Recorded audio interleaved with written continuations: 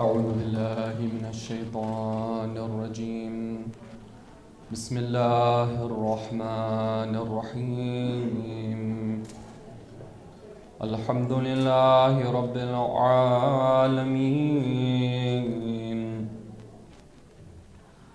لا حول ولا قوة إلا بالله العلي العظيم.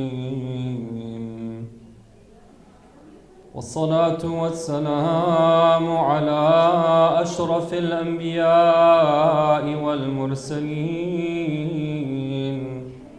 وخاتم النبيين وسيد المرسلين أبي القاسم محمد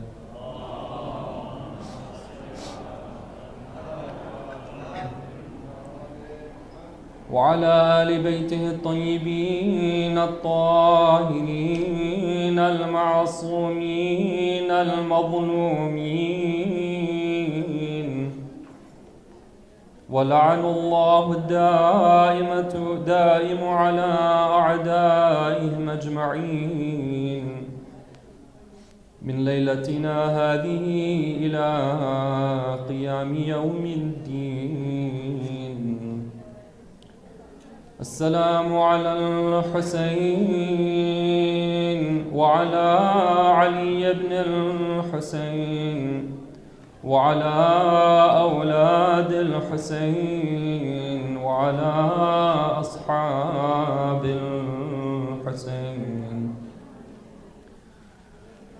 My respected ulama, elders, sisters and brothers in Islam and Iman, tonight we have gathered to remember the tragedy of Ashura and to further our awareness of the Shuhada of Karbala, their mission, their goals, the perspective of Imam Hussein alayhi salam, so that we can inshallah align our lives in accordance to his teachings. I want to begin tonight's lecture by quoting to you a conversation that took place in Medina before Imam Hussein alayhi salam was going to leave Medina, before he was forced to leave Medina and commence his journey. He was visited by one of his younger brothers. This was a half-brother by the name of Umar al-Atraf. This brother of his comes to him and he's crying so much that he can't speak, he can't say what's on his heart and on his mind. And when Imam Hussein alayhi salam sees him in this state, he takes him in his arms and he hugs him. After all, he's the older brother and Umar al-Atraf is the younger brother. So after his tears have calmed down, he's now in a state to talk. He starts to open up to his older brother Imam Hussein alayhi salam. And he says to him that, "Oh my brother, I want to tell you something. My brother Imam Hassan," because Imam Hassan was, their brothers, right? He related some news from my father Imam Ali that the enemies will slay you. Meaning that he's telling Imam Hussein alayhi salam that their father had told him that eventually Imam Hussein will be killed by the enemies. And I suppose your opposition against Yazid ibn Muawiyah will result in their killing you, and that piece of news will come true. But if you take the oath of allegiance with Yazid, this danger will be removed and you will escape being killed. So this is the advice that this younger brother is giving his older brother. He's saying that all you have to do is pay that oath of allegiance and then you'll escape being killed. You've opposed Yazid, you've made your stance known, and now it's time for you to give that bay'ah and then escape.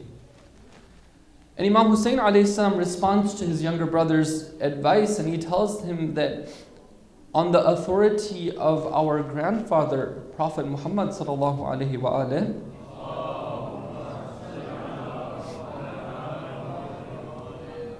my father informed me of his martyrdom as well as my own.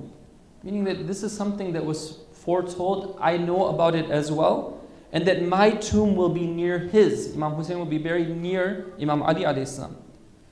Do you think that you know what I do not know? Is it possible, he's telling his younger brother, that you know something that I do not know? I will never allow myself to be denigrated, meaning that I will never allow myself to be in a state of humiliation. And on the Day of Judgment, my mother, Fatima Zahra alayhi salam, will take her complaint to her father concerning the tortures that her children received from the ummah of her father. And whoever has annoyed her by disturbing her descendants, they will never be let into paradise. Brothers and sisters, this is one of the many dialogues that we have been captured in history, that Imam Hussein alayhi salam, along his journey, he's being confronted by a number of very prominent individuals who are telling him that, oh Hussein, your best course of action at this point is to avoid getting in a conflict. You've made your stance known. People are clear that you don't really want to give bay'ah to the Khalifa, but save your life, avoid any type of conflict, and just give that bay'ah. His younger brother, his other brother, relatives, cousins, noblemen, one by one, they're coming to him and trying to swerve him away from his mission. Brothers and sisters, what we see from Imam Hussein alayhi salam is that in this situation, his response is to keep on with his firm stance. His position is not one of tolerance, where he's saying that, okay, Yazid is like this and that's his choice, so therefore let him be like that and let him go ahead with what he's doing. I have my beliefs, he has his beliefs, and that's the way we're going to leave it. And what I'd like to speak about this evening is this concept of tolerance. What we see in Imam Hussein's mission is that in some ways he was very intolerant against Yazid. He did not want to compromise with him. He was very firm and persistent and not at all willing to accept even an inch, to budge even an inch on his position and on his mission. But brothers and sisters, we live in a society where one of the slogans that is held up by many people here is that of tolerance, of acceptance. In the name of love, in the name of non-conflict, the idea is that you tolerate other people's opinions and you tolerate other people's ways of life. You have your own and they have their own, and you don't get into any sort of conflict. That's sort of what the message is that's pushed. I'll give you a practical example of this just to make things, bring them home and to kind of make them current. I don't know if brothers and sisters follow the news, but one of the issues that this country right now is dealing with is the issue of oppression against minorities, in particular the black people. There have been a number of incidents of police brutality, innocent people being killed at gunpoint. And last year, a prominent sports figure, football player, he took a stand against this. All he did was, when the national anthem was being played at the football game, when all the football players are standing in respect of the flag, he took a knee. I'm sure that you've heard about this. He took a knee, meaning that he didn't stand up with them. And this was the first time that this happened. And it became a big sensation. He received a lot of criticism, but he also received a lot of support as well. And because of his action, eventually he left the team that he was part of, and until now he hasn't been asked to join any other team. And analysts say that because of his political stance, nobody wants to sign him, even though he's qualified to play. Now, that happened last year. Now this year, what we're witnessing is sometimes you do an action and you stand alone, right? And people question and they say that, what's the point? But sometimes, the effects of it are seen much later on. And this is Allah's plan and the way He operates in this universe, that not everything is immediate. Sometimes we need to be patient in order to see the effects of our actions. Sometimes, we might want to raise our voice in protest, and we say that, well, what's the point? For example, there's a protest going on in support of, let's say, injustice and occupation in, let's say, Palestine. Well, what's the point? We say, who's going to listen to us? But we don't sometimes realize that that voice that we speak and that what we demand, sometimes the effect of that is seen much later on. We have to do our responsibility and we let Allah do His responsibility. This year we see that it's caused quite a change, and many people are now adopting the same stance. We have multiple players doing the same thing. Now, it was very interesting for me to see when they interviewed one of the most popular and one of the most accomplished football players. They said, "What is your stance on this issue?" And when I quote this, I'm quoting this to show that this is a general perspective in the society. It's not something unique to him. What does he say? He says that I certainly disagree with what he said, meaning that when the President of the United States recently, he criticized this football player. So this football player is now saying, I certainly disagree with what he, meaning the President, said. I thought it was just divisive. I was never one to say, oh, that is wrong or that is right. I believe in bringing people together and respect and love and trust. You see the perspective? It's like that love, bringing people together, tolerance, right? Never call out, never say this is right or never say this is wrong. As long as you're not rocking the boat, allowing everyone to have their own opinions.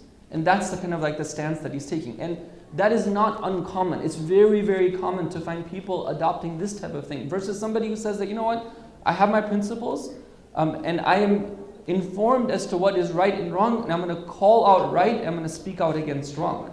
There's two different perspectives. Now, Imam Hussein alayhi salam could have taken a similar sort of viewpoint that I believe in love, and of course Imam Hussein alayhi salam did believe in love, right? But his version of love could have been one where he says that I don't want anything to be divisive, I don't want to rock the boat. Yazid has his viewpoint, he has his way. I've done my duty by raising my voice in protest now. Okay, I can sort of leave it aside now and go on with my life, lead a peaceful life, serving people, answering their questions, and then that's going to be it. Brothers and sisters, this is a serious issue that we have, because on the other hand, people say that, well, what do you want to do? You want Islam to be portrayed as a harsh religion? Do we believe in the Islam of, say, Daesh, right? Where if you disagree with anyone, then you have the right to go and, say, kill them or bomb them, right? Is that sort of the Islam that we want to have? It's either that we're harsh or we're going to be complacent. Either we're going to be terrorist or we're going to be tolerant. Which one do you choose? So what I'd like to speak about tonight is that the Islamic teachings that we have is one of having a balance. That it's neither the case that Islam is a religion which in any way condones or supports terrorism. But on the other hand, it's not the case that the only stance that Islam has is one of tolerance towards everyone and everything and not taking a stance on anything. And this has practical implications for us when it comes to the way that we raise our children, the way that we confront different ideologies in the society as well too. Because if it's a case that we're going to take the stance of tolerance with respect to everything, then perhaps it's the case that we won't have anything left of our deen. So inshallah, I would like to explore this. If you can help me by reciting a united beautiful salawat, please.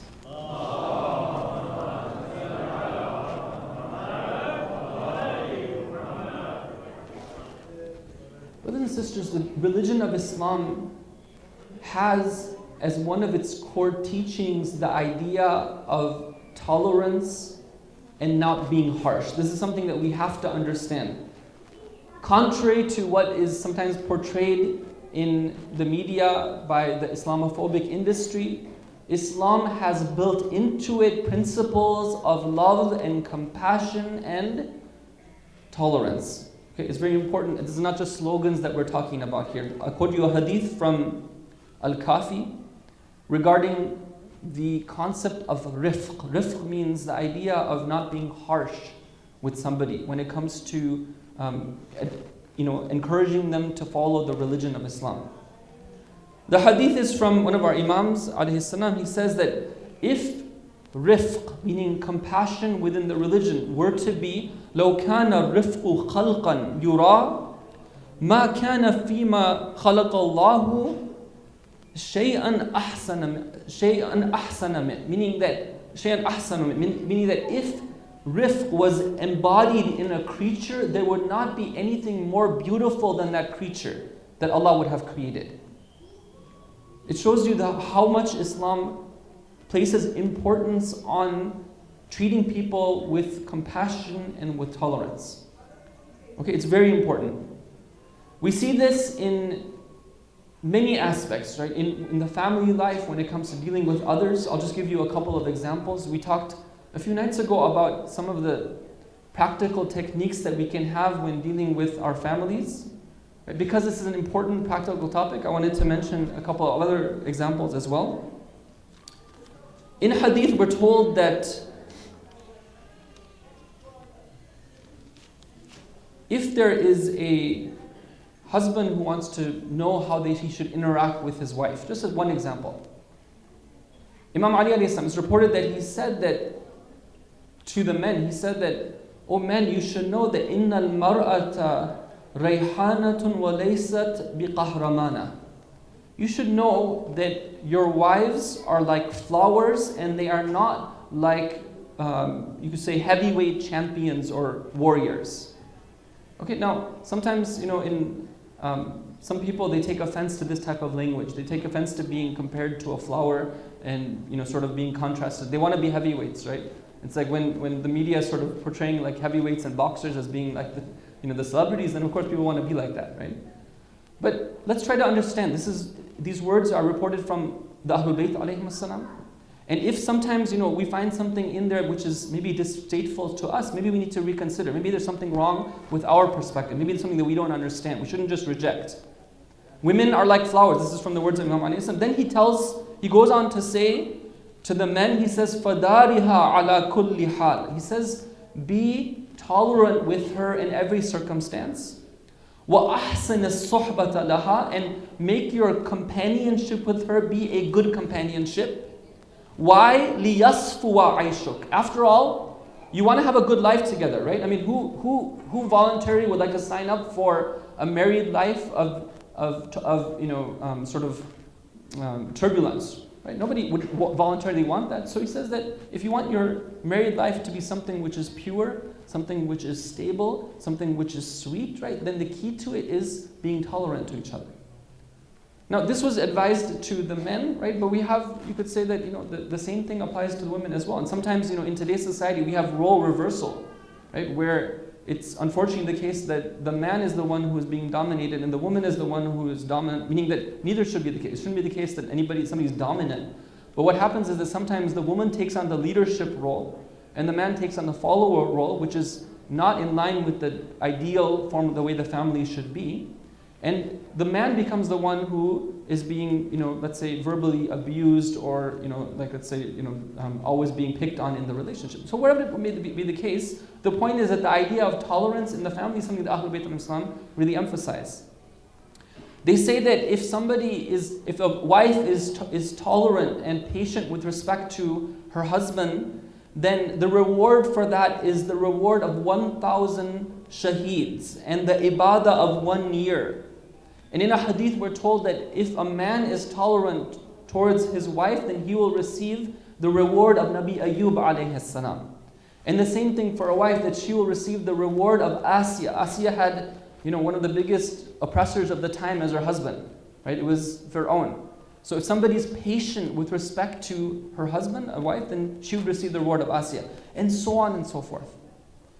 When it comes to relationships between believers are supposed to also be on the basis of tolerance and compassion and love and mercy. There's so much emphasis from the Ahlul Bayt about this, that you should not be in a harsh relationship with your fellow believers. Being a follower of the Ahlul Bayt alayhim salam comes along with very heavy responsibilities, brothers and sisters. And some of the heaviest come in the form of the way that we deal with one another. I'll just quote one hadith in this regard. It's a hadith reported from Imam as-Sadiq alayhi salam. He says that if there are two of my people, my followers, where they decide to get into a situation where they're not talking to each other anymore. You know how it happens, right? You get into sort of a disagreement, right? Sometimes it's between two blood brothers, sometimes it's between two friends, right? They get into a dispute about something, there's a business deal that goes sour, and then that's it. It's like, okay, I'm not talking to you anymore. So what is the consequence of that? How severe is that in the eyes of the religion, in the eyes of Imam Sadiq alayhi salam? He says that if that happens, there is no case that happens except that one of them is going to now deserve bara'a and la'na from us. Meaning that the Ahlul Bayt alayhi salam is going to treat them like somebody who's accursed and somebody that they're going to distance themselves from. And then he goes on to say, وَرُبَّمَا إِسْتَحَقَّ ذَلِكَ كِلَاهُمَا. Meaning that how often it's the case that both of them deserve that. Okay, so the narrator of this tradition, he asks Imam Sadiq, he says that, okay, I understand that when somebody's, there's an oppressor and there's somebody who's oppressed. There's a wrongdoer and somebody who's wronged. That the wrongdoer, I understand that the wrongdoer, that you, Ahlul Bayt would keep away from that. You wouldn't like that. But what is the sin of the one to whom wrong was done? Why should he deserve your separation and your curse and your sort of distancing? And the Imam al-Islam goes on to explain that, well, what's wrong with him? Why doesn't he go to him and seek his forgiveness? Right? Say to him that I'm sorry, let's patch things up. Right? If that was within his ability to do so, then that was his responsibility. And his not doing so, that deserves our denouncement. We're now going to separate ourselves from him. We're not going to associate with that person anymore. So if somebody comes to you and says that Islam is a religion which is intolerant, then you can say, okay, let's talk about these things. Right? Let me tell you about some of the instructions we have about how we're supposed to deal with one another. And you come and tell me whether this is something which shows tolerance or intolerance. The Quran speaks about the Messenger of Allah sallallahu alaihi wasallam.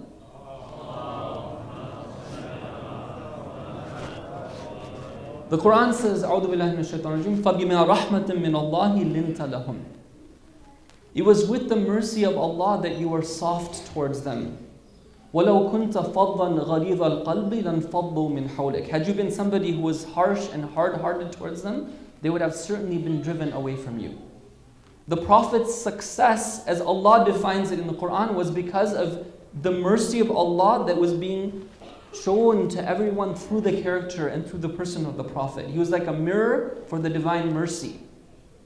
And it was through this that he was able to attract people to the religion. In a hadith we're told that on the Day of Judgment, everyone will be thinking about themselves and they will be crying out, Nafsi, Nafsi. But there will be one person who will still be showing that mercy and compassion to others, and that will be Rasulullah sallallahu alaihi wasallam, and he'll be crying out, Ummati, Ummati. Meaning that my ummah, my ummah. Right? Even at that time, his concern and care will be for the ummah. Brothers and sisters, in the history of Islam, if you go and see how has Islam treated minorities, in terms of when Muslims have been in the majority, right, you'll find that some of the times where, for example, Jews have been in a situation where they've been the most protected has been under Islamic rule. The historians who are fair and just, they'll tell you that yes, it's the case that where you had some of the times of most peace and harmony has been according to when in situation where there's been Islamic rule. And throughout history, it's been the case that Muslims have always lived in a situation with, having good relationships with their neighbors and good relationships with people with other faiths. So a lot of these claims that are made about Islam being harsh, they're actually false. But what I want to get to now is this point, that does that mean that Islam is a religion which only advocates tolerance in all circumstances? Or are there situations where Islam stands firm on some ground? This term tolerance, right? If you talk to anybody who's grown up in this society, they'll tell you that okay, tolerance is something which it's part and parcel of being an American. But we should realize that there's a history behind this term. It's not something that was always being talked about. It actually came after the Renaissance. That's when it started to become introduced in the society. And it was introduced as a way of allowing people to basically supply their own values and for themselves to decide what is right and what is wrong. I don't want to get into too much technical detail about that, but let me just give you one example to show my point here. You all have heard in recent times in Europe, they have tried to ban certain items of clothing. Okay, for example, for the longest time in certain countries, they don't allow women to wear the full, covered burqa. In certain countries, they don't allow women to wear the headscarf. And recently, in some of the countries, we saw that they wouldn't even allow a woman to go to certain places fully clothed. She had to, there's a certain maximum amount of clothing that she had to have, otherwise she was not going to be allowed in those places. That's in the modern times, in 2016, 2017. And it's still happening. We heard these type of incidents happen, even though sometimes they're not covered in the popular news. It's still happening in different places around the world, where women are banned and barred from entering certain places if they are fully clothed. One thing you might find interesting is that not too long ago, maybe 50, 60 years ago, it was the opposite. That in these same places, if it was the case that somebody tried to enter and they were not decently clothed, they weren't even allowed into those places. And they would arrest them, they would say that no, you have to be decently clothed. There was a standard of decency. But now it's changed. Now it's reversed, right? There's a standard of, basically the norm is indecency. If you want to be decent, then you're not allowed anymore. But what does that show us? It shows us that there's changing values, right? There's nothing which is firm, set in ground, and this is what we're going to stick to. This is not what Islam teaches. Islam teaches us that when you don't have access to truth and principles which are coming from the source of all truth, that's when you can make these type of changes. But when you know that something is coming from the source of truth, then that's something that you can always stay firm to. You can adhere to it. You can stand behind it. There was an incident that took place during the early history of Islam, after the death of our beloved Prophet. Unfortunately, there was one of the Khulafa who was very indulgent in the dunya, right? He had amassed a large amount of wealth. He was also playing, he was sort of practiced nepotism in his government. He used to favor his family members. He used to distribute wealth unequally. And he was following a path which was different than the path that Rasulullah had set out for the Muslims. Different what the Quran was teaching, different than what the Sunnah of the Prophet was teaching. So there were some individuals who stood up against this. One of them was the great companion Abu Dhar al-Ghafari. In one incident, Abu Dhar al-Ghafari goes to the Khalifa and he challenges him by quoting a verse from Surah At-Tawbah. What does the verse say? The verse says that أعوذ بالله من الشيطان الرجيم وَالَّذِينَ يَكْنِزُونَ الذَّهَبَ وَالْفِضَّةَ وَلَا يُنْفِقُونَها فِي سَبِيلِ اللَّهِ فَبَشِّرْهُم بِعَذَابٍ أَلِيمٍ. He quotes this verse in the Quran. And those who amass gold and silver and they don't spend it in the way of Allah, give them the good tidings of a painful punishment. Right? He wants to warn him and saying that how can you as the Khalifa be misappropriating the wealth of the Muslims? And this Khalifa answers him. He says that, no, you quoted the verse wrong. Right? That wow that you had at the beginning of that verse, that's something which doesn't actually belong there. Actually, the verse is الَّذِينَ يَكْنِزُونَ الذَّهَبَ وَالْفِضَّةَ, and it's attached to the verse before it. The verse before it is about the Ahlul Kitab, about certain members of the Jews and Christians who are doing some things which are corrupt. He's saying that this verse, if you take out that wow, it applies to them. It doesn't apply to the Muslims. And therefore, I'm totally okay doing what I'm doing. When Abu Dhar al-Ghafari hears this, okay, brothers and sisters, this is a lesson for us, right? We have to remember this, right? When he hears this, he stands up and he takes out his sword. And he says that if you take out this one letter from one verse of the Quran, I will attack you.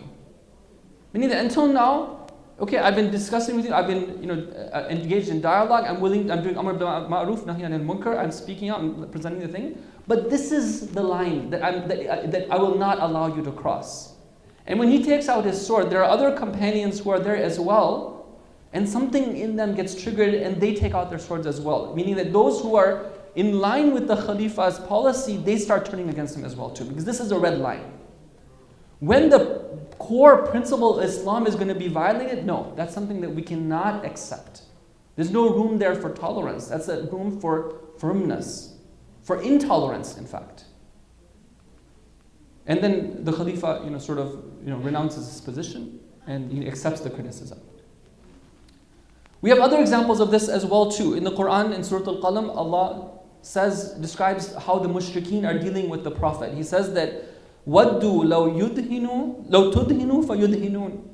They would love it, O Rasulullah, if you were to be in a compromising sort of soft, principle where, you're gonna kind of give and take a little bit, and they would give and take as well too. They would be okay with your worshipping Allah as long as they can worship their idols as well too. Maybe 1 year idols, 1 year Allah, 1 year idols, 1 year Allah. And they made that proposition to Rasulullah. But Rasulullah sallallahu alaihi wasallam, in those matters, he did not compromise even a bit. Right? Did not budge even a bit.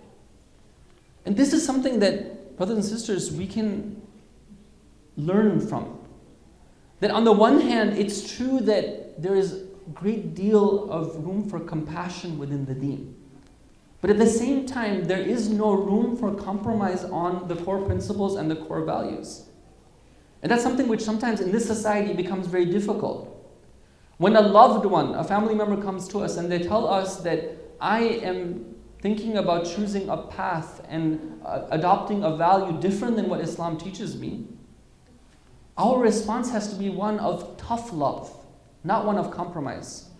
Tough love is where you don't accept it. You draw the line and say that there is guidelines and red lines that Islam has drawn for us when it comes to wajibat, when it comes to muharramat. There's certain principles that even if the whole world and the majority of the people start accepting them, we cannot accept them. And as parents, this is our responsibility when we're working with children, trying to train them as teachers, as educators, as older mentors and youth, right? This is something that we need to explain. On one hand, we need to be people who are kind and inviting, but on the other hand, we have to be firm when it comes to our principles. So just to conclude, I wanted to mention a couple of points, and then inshallah we'll move to the masaib. One of them is that, brothers and sisters, when it comes to when should we be firm and when should we kind of go easy with our children, one of the guidelines that we've been given is that when it comes to wajibat, right, we have to be absolutely firm. When it comes to muharramat, we have to be absolutely firm.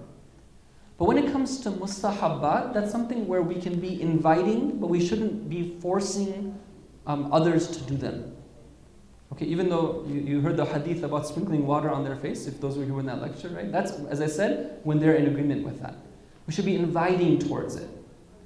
So sometimes, we see parents, for example, when a child is not even ready for it, they're forcing them to fast, right? They're rewarding them to fast. Like even when, let's say, they're 5 years old, right? Nowhere in Islam does it say it's mustahab to have a 5-year-old fast. Sometimes we see parents, when a child is 3 years old, they're forcing them to come and pray next to them. Nowhere in Islam does it say that that's like a proper way of educating your child to do the salah. Sometimes we see them, like a child wants to do salah, for example, when they're 5 years old, the parents force them to do a complete wudu. Right? But this is not the way that Islam has taught us if you want to educate your child as to how they should pray. Right? There's a whole series of steps, of gradual steps where we're supposed to take our children step by step until finally they do the wudu and they do the complete prayer. It starts out by just having them do one sajda, that's it. And then year by year you increase and slowly build it up. Right? I can't get into that right now, but just to point out that when it comes to those things which are mustahab, sometimes we see the opposite be done. When it comes to mustahabat, our parents are very firm, but when it comes to wajibat, they're a little bit lax.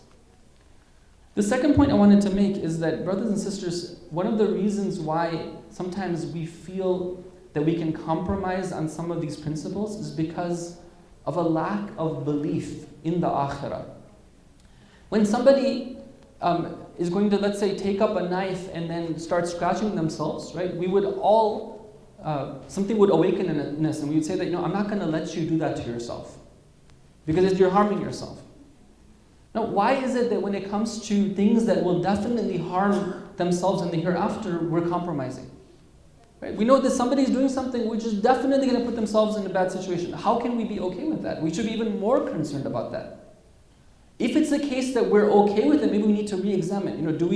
Why is it that we find this sort of weakness and sort of shaky belief in the hereafter? The hereafter is a reality. Our time in this world is very short. Our time in the hereafter is abad ila abad, meaning forever and ever. And the last point I'll make is that one of the ways that we can apply this principle and this idea of balance between being tolerant and also intolerant is when it comes to taking a stance on issues. There's a very beautiful hadith we have from Amir al-Mu'mineen alayhi salam. He says that Man ghaba an amrin faradiyahu. Whoever is in like let's say there's something that takes place, there's a sin that takes place, but you are not present and you don't do that sin, but you're okay with it. Kana kaman shahidahu. That person is like somebody who took part in that sin. There's a story that's told of how when Nabi Nuh alayhi salam was talking to his people and preaching to them for 950 years. You know the story. There was only a few people who actually believed in him. And eventually, the rain began to fall, the water came from the earth, and everyone except those who boarded the ship were drowned. So once there was a companion of our 8th Imam alayhi salam, he goes to him and he says that, I have a question for you. How is it that everyone else drowned? Because there were those who were deliberately, speaking against Nabi Nuh alayhi salam. They were making fun of him, they were denying him, but there was a whole class of people who were neutral in the situation. Right? They didn't participate in, denying and openly, actively working against Nabi Nuh alayhi salam. Why did they drown as well too? And Imam Rada alayhi salam clarifies, he says that it's true that they weren't the ones who were actively doing it, but they knew about those who were doing it and they didn't take a stance against them. They were okay with allowing them to do that. It's very important for us, brothers and sisters. There's so much going on in this society, around the world, where we have to be aware. We have to have our stance, and our stance is something that we should be very much convinced that our Imam knows about our stances. And he's looking to us to see that what stances are we taking on issues? Are we going to be people who align ourselves with his principles? Or are we going to be people who have a false notion of compromising when we shouldn't compromise? May Allah Ta'ala help us to understand the mission of Imam Hussein alayhi salam and his message and apply these teachings in our life as well. If I can ask you to recite a salawat ala Muhammad wa ala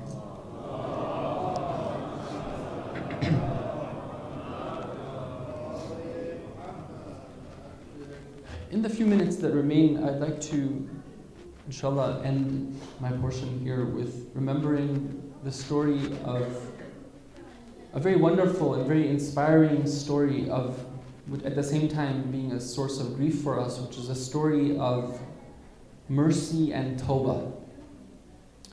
Allah in the Quran tells us, أعوذ بالله من الشيطان الرجيم يا أيها الذين أسرفوا على قل لعبادي الذين أسرفوا على أنفسهم لا تقنطوا من رحمة الله إن الله يغفر الذنوب جميعا. O you who have committed excesses against yourselves, if you stepped outside of the bounds, you've done something wrong, لا تقنطوا من رحمة الله. Don't ever despair of the mercy of Allah. إن الله يغفر الذنوب جميعا. Allah forgives all sins. One of the things that we're very hopeful for as we come to these majalis is that we will be recipients of Allah's rahmah. Because after all, we are called by the Ahlul Bayt alayhim salam to come to these majalis, and we're taking troubles, organizing them, volunteering for them, setting up things, attending them. This is difficult. And we're hopeful that Allah will see our intentions and reward us with His special mercy and His forgiveness. The story I'm about to tell is one of forgiveness. It's a story of Hur. Hur was one of the greatest warriors of Kufa. Somebody who had a conscience. And as he was commanded by Ubaydullah ibn Ziyad to intercept the army of Imam Hussein alayhi salam, according to a hadith which is reported from the Ahlul Bayt alayhi salam, they say that Hur, so they would tell his story, they would talk about him. They say that as Hur was leaving his home to command his camp of 100 men, he heard a voice calling out, Ya Hur, abshir bil jannah. Ya Hur, abshir bil jannah. Ya Hur, abshir bil jannah. O Hur, take this good news of paradise. And Hur says to himself that, may my mother be deprived of me. How can I possibly be rewarded with paradise while I'm going to fight the son of the messenger of Allah? He knew what the consequence of doing that was. But on the other hand, he was bound to follow the command of Ubaydullah ibn Ziyad, so he went along with it. Eventually, he meets the army of Imam Hussein ﷺ, and he greets him. And Imam Hussein ﷺ asks him, he says, "A'alayna am lana?" Are you against us or are you with us? And when it comes to Ahlul Bayt ﷺ, there's only two options. Either you are in another path or you are in the path of the Ahlul Bayt ﷺ. Either you adopt their path and you follow them and submit to them, or you take another path. That's it. Am alayna am lana? And Hur says that, according to some of the reports, that bal alaykum, I'm against you. And then Imam Hussein ﷺ responds by saying, La hawla wa la quwwata illa billahi al-aliyyil azim. He gets the letter from Ubaydullah ibn Ziyad, and Hur witnesses the way the companions showed their loyalty to Imam Hussein ﷺ. He witnesses the adhan of the son of Imam Hussein ﷺ. He experiences what it's like to say his prayers behind the Imam of the time. He witnesses how Imam Hussein ﷺ orders his men to give the enemy army water, to even give their horses water, and how Imam Hussein ﷺ himself goes and puts water in the mouth of one of them who had just arrived. Spending time in the company of pure ones can change somebody's heart. Becoming acquainted with the Imam and the Ahlul Bayt ﷺ can change somebody's heart. And Hur sees these things and they have an imprint on his heart.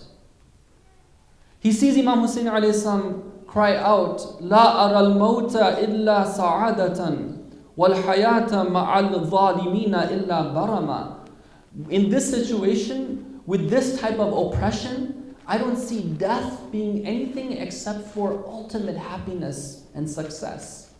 And I see life with these oppressors being a weary and tiresome life. This is not what I choose. These type of values are something which appeals to the fitrah, and Hur's fitrah is being awakened by this. On the day of Ashura, he hears the cry of Imam Hussein alayhi salam. Ama min mughithin yughithuna liwajhillah, ama min dhabin yadhubbu an haramillah.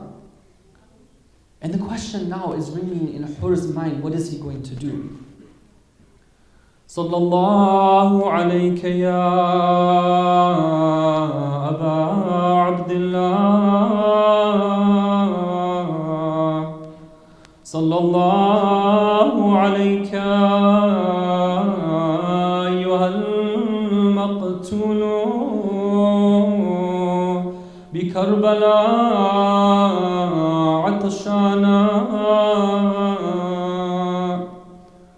Peace be upon you, O our beloved Imam Hussein, the leader of the martyrs, the ship of salvation, that pure soul who was martyred by the banks of the river while his lips were thirsty. Peace be upon you and your noble family and those great companions who sacrificed everything they had for your cause. On the day of Ashura, Hur is standing there, this great champion, this great warrior. But they see that he is shaking. One of his friends tells him that, Hur, why do I see you in this state? If I had to name a warrior who was the most brave of all of them, your name would come to my tongue. O Hur, what is it that is going through your mind? Hur responds to him, he says, Wallah, I swear by God, I see myself between Jannah and between the fire. Wallahi, la akhdaru ala al-jannati shay'a. I swear by Allah, I will never accept anything over Jannah. After all, how could we jeopardize our eternity for a short fleeting enjoyment in this world? Hur spurs his horse forward. According to some reports, he turns his shield backwards as a sign of surrender. According to some other reports, he puts his hands on his head. He is riding his horse to the side of what was before his enemy. He comes to the Imam crying out, "Oh Allah, I seek your forgiveness. Oh Allah, I am the one who has caused terror to enter into the hearts of the children of the Ahlul Bayt." He goes to Imam Hussein alayhi salam and he says to him, "Is it possible, can it possibly be the case that I can be forgiven for what I have done?" Allah's mercy knows no bounds when it comes to somebody who is sincere. Imam Hussein alayhi salam without hesitation responds saying, "Laqad taba Allahu alayk." Indeed, Allah has already forgiven you, O Hur. Hur seeks the permission to go immediately back into the battlefield. They say that the question comes, why did Hur not spend some time with his Imam? Why didn't he spend some time serving him, getting to know him, talking to him? They say perhaps it's the case that Hur wants to avoid looking at any of the children. Why does he want to avoid looking at them? Because he does not want to feel the guilt of knowing that he is the cause why they are thirsty on the day of Ashura. When Hur, after fighting bravely, falls to the ground, he calls out to his master, "Peace be upon you, O Abu Abdullah." Imam Hussein alayhi salam does something that he only does with very few. He rushes to his side with his blessed hand. He cleans off the dust and the blood from his face. And he says that indeed, O Hur, your mother named you Hur appropriately. For you indeed are Hur, you are the one who is free in this dunya and the akhirah. Allah la'anatullahi ala al-qawmi al-zalimin wa si'alamu alladhina zalamu ayyamun qalbin yanqalibun.